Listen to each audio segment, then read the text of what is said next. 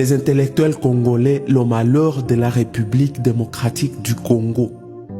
Les gens étudient pour devenir des problèmes supplémentaires à leur pays au lieu de devenir des solutions.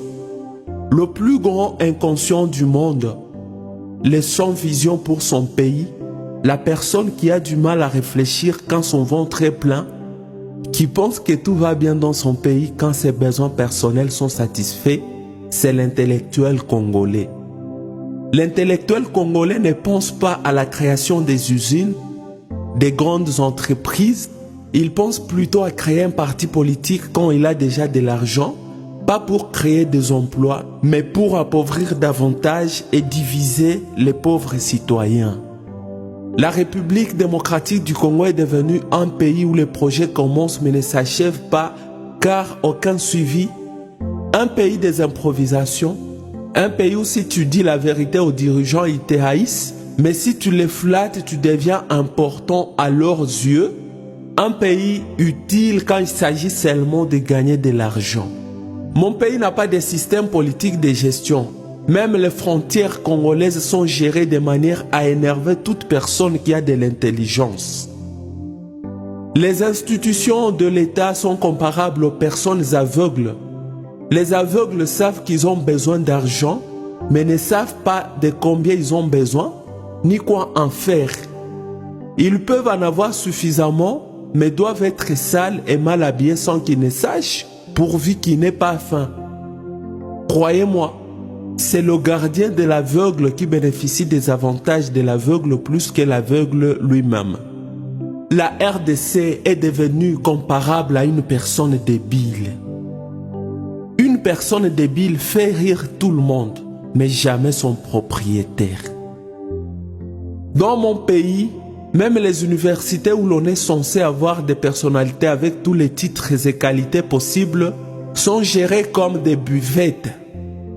Au XXIe siècle, les universités n'ont même pas un système national de gestion pour échanger des informations, vous imaginez. C'est pourquoi les étudiants changent des universités comme des habits après avoir commis des bêtises.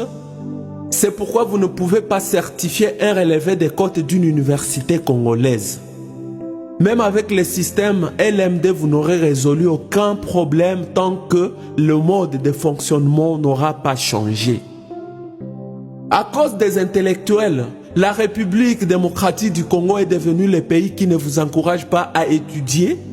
Mais après avoir étudié difficilement et dans des conditions inhumaines, car c'est le cas dans mon pays, on vous exige une expérience professionnelle de 10 ans ou plus avant d'occuper une fonction, sachant que vous n'en avez pas.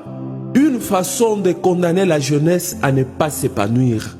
Et pourtant, l'expérience professionnelle d'un intellectuel congolais est comparable à un homme qui, à force de boire de l'eau pendant plusieurs années, il part se plonger dans un lac pour nager. Nous savons tous que c'est la noyade qui doit suivre. Les intellectuels congolais ont des expériences dans les vols, dans la routine, dans l'inacceptable. Bref, le pays favorise ceux qui les détruisent. Imaginez des grands hommes d'un pays comme la RDC, où il y a toutes les ressources naturelles possibles. Ils portent des vestes fabriquées en Turquie, des téléphones fabriqués en Allemagne, des chaussures de l'Italie, chemises de la France, véhicules du Japon. Ils boivent les vins de l'Espagne, ils utilisent les chaises fabriquées en Hollande et ils sont fiers. Mon pays est un champ de la veuve où les vaches des voisins, les chèvres, les moutons et même les poules mangent des arbres sans crainte. C'est dans les champs de la veuve où tous les voisins orientent leur caniveau. À la veuve, on ne fait que s'excuser après l'avoir provoquée, surtout quand elle a des enfants irresponsables et qui ne sont pas unis. Mon pays a eu le malheur d'avoir des intellectuels qui ne s'identifient pas en fonction de leur pays, mais plutôt en fonction des hommes politiques. Celui qui passe son temps en train de se saouler et ne sait pas investir, c'est un professeur congolais en économie. Celui qui passe nuit dans une maison où l'électricité ne vient que 4 jours par semaine, c'est un professeur congolais en électricité. La RDC est le seul pays au monde où tu verras un entrepreneur créer une entreprise et même des emplois, mais l'État l'aide à tomber en faillite. L'intellectuel congolais n'est pas loyal. Il est comme un chien. Si tu lui donnes un os, il sacrifie celui qui l'a élevé. Les intellectuels congolais, dites-moi, comment vous sentez-vous quand vous affichez des programmes, des jours, des audiences, mais vous ne venez même pas au travail ces jours-là, et si vous venez, vous dites que vous n'allez pas recevoir? Comment vous vous sentez quand vous invitez des gens à venir vous saluer au travail afin qu'ils découvrent que pour vous voir, on complète une audience, même quand vous n'avez rien à parler par rapport à votre travail? Comment vous sentez-vous quand vous voyez des banques qui fonctionnent en République démocratique du Congo? Des banques où quand vous y allez, c'est pour y passer toute votre journée? Des banques où l'on ne reçoit pas des gens en fonction de l'ordre d'arrivée, mais plutôt en fonction des connaissances, d'influence ou des dons d'argent. Les intellectuels congolais pensent que bien parler la langue française est synonyme de la compétence et suffit pour occuper un poste. Conséquence, les Congolais connaissent tout et il ne sait rien. L'intellectuel congolais est têtu, insensible, orgueilleux, sadique, problématique et incompréhensif. L'intellectuel congolais ne supporte pas qu'on joue avec sa femme ou ses filles, mais c'est lui qui s'amuse bien avec les femmes et filles d'autrui. Les écoles les plus étonnantes, les plus destructrices, se trouvent en République démocratique du Congo. Tout ça à cause de vous, les intellectuels. Le pays qui aspire au développement dans ce monde, mais ne pense pas à la construction des routes, qui est le point de départ pour tout développement, c'est mon pays.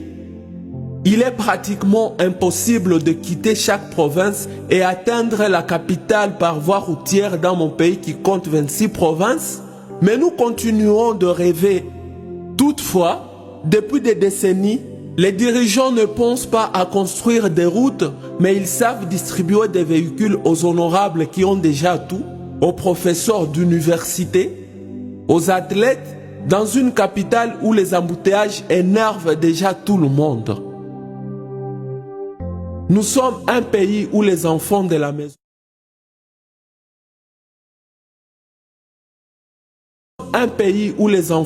maison se font la guerre au moment où les étrangers nous prennent tout.